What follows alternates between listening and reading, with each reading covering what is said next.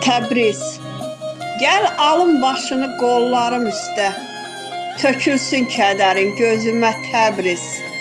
Bir ağız söyləyim asta, ah həstə, daha yer qalmayıb dözümə Təbriz. Sinəm paramparça, köksün yaradı, qəlbim sən sarıdan para-paradı.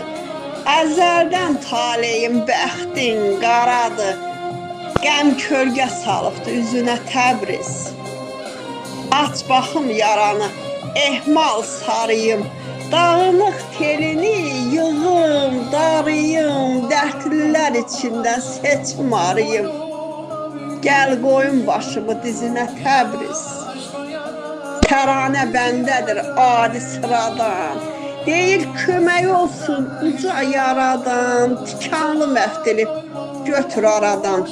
Son deyək ayrılıq sözünə Təbriz, son deyək ayrılıq sözünə Təbriz.